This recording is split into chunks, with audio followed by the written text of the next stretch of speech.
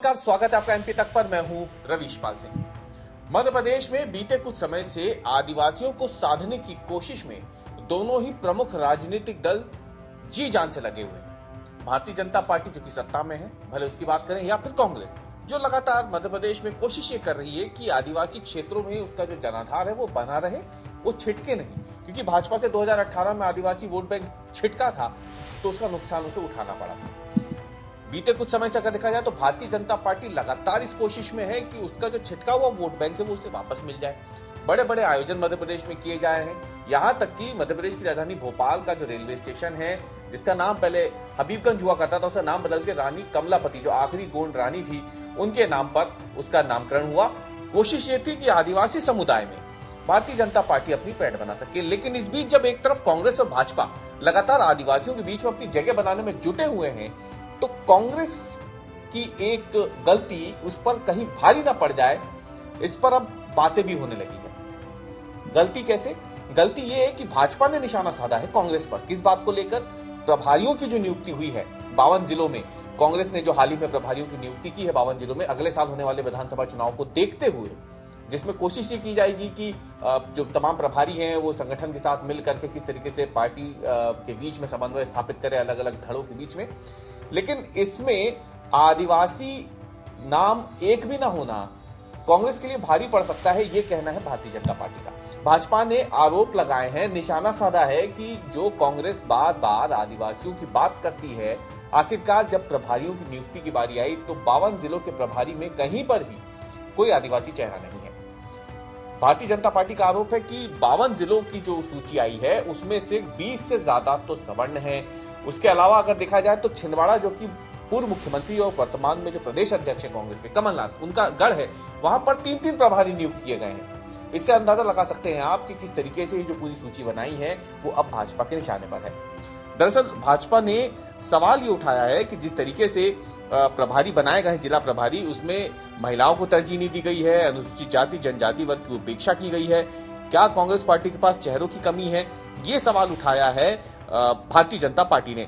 Bharatiya Janata party का कहना है कि दलित और आदिवासियों की उपेक्षा की गई है कांग्रेस की जो जिला प्रभारियों की सूची आई है, और इसीलिए ये कहीं ना कहीं बताता है कि कांग्रेस बात तो उनके हितों की खूब करती है, लेकिन जब उनको अधिकार देने की बारी आती है तो कांग्रेस इसमें पीछे हो जाती है।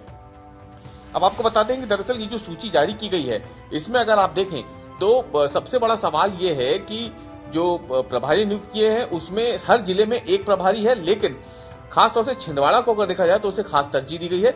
छिंदवाड़ा में 3-3 प्रभारी जो हैं वो बनाए गए हैं कांग्रेस की तरफ से। अब छिंदवाड़ा जो है वो बहुत ज्यादा बड़ा जिला नहीं है, छोटा जिला है, लेकिन इसके बावजूद वहां पर जिस तरीके से 3-3 प्रभारी बनाए गए हैं, उससे ये साबित होता है कि छिंदवाड़ा को लेकर के पूर्व मुख्यमंत्री और जो वर्तमान प्रदेश अध्यक्ष हैं कांग्रेस के, कमलनाथ, जिनका वो एक तरीके देखा जाए तो एक तरीके से जो उनका पहले संसदीय क्षेत्र भी था, अब विधानसभा क्षेत्र भी है, उसको लेकर के वो कितने गंभीर रहते हैं, वो 52 जिलों के जो प्रभारियों की सूची आई है उसको देख के अंदाजा लगाया जा सकता है। क्योंकि हर जिले में एक प्रभारी है, लेकिन उसमें अगर देखा जाए छिंदवाड़ा में तो 3 प्रभारी बनाए गए हैं। अब भारतीय जनता पार्टी बार बार यही कह रही है कि जिला प्रभारी जो बनाए गए हैं उसमें सोशल इंजीनियरिंग का फॉर्मूला जो अपनाना चाहिए आमतौर पर, जैसे भारतीय जनता पार्टी अपनाती है, वो कांग्रेस में पूरी तरीके से गायब दिख रहा है। कांग्रेस ने जिस तरीके से सूची बनाई है और सूची में आदिवासी और अनुसूचित जाति जनजाति वर्ग को तवज्जो नहीं दी है, वो कहीं ना कहीं कांग्रेस के पतन का कारण बन सकती है मध्य प्रदेश में। अब दरअसल आपको बताते हैं कि आदिवासियों को लेकर के ये जो खींचतान चल रही है, इसके पीछे मध्य प्रदेश की आदिवासी बहुल सीटों की एक बड़ी वजह है। मध्य प्रदेश में कई ऐसी सीटें हैं जहां पर आदिवासी ही हार और जीत का फैसला करते हैं। कौन विधायक बनेगा, कौन हारेगा, ये आदिवासी वोट बैंक तय करता है। इसके अलावा 2 दर्जन से ज्यादा ऐसी सीटें हैं मध्य प्रदेश में जहां पर आदिवासी वोट बैंक एक महत्वपूर्ण भूमिका अदा करता है। वो भले ही हार या जीत नहीं तय कर पाता हो, लेकिन महत्वपूर्ण भूमिका अदा करता है। और इसीलिए मध्य प्रदेश में अगर देखा जाए तो जनजातीय महोत्सव भारतीय जनता पार्टी ने मनाया था, प्रधानमंत्री नरेंद्र मोदी ने उसमें शिरकत की थी।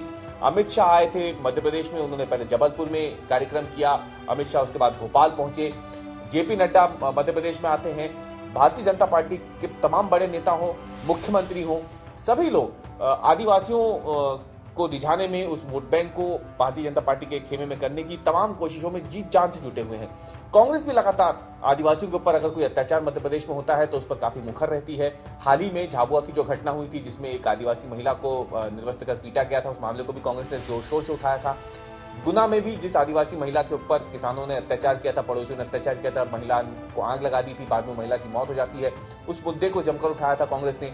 विदिशा में हाल ही में एक दलित युवक की, जो आदिवासी युवक था, उसकी मौत होती है गोली से पुलिस की, उस वन विभाग की, तो उस पे भी कांग्रेस ने इस मुद्दे को उठाया जरूर था। लेकिन बात जब कांग्रेस पार्टी के भीतर आदिवासियों को जगह देने की आती है, उन्हें तरजीह देने की आती है, तो उससे पार्टी जो है वो कहीं ना कहीं छिटकती दिख रही है। और यही एक बड़ी वजह है कि भारतीय जनता पार्टी को एक बड़ा मौका मिल गया है कांग्रेस के इसी रुख को सामने रखकर उस पर हमला करने का।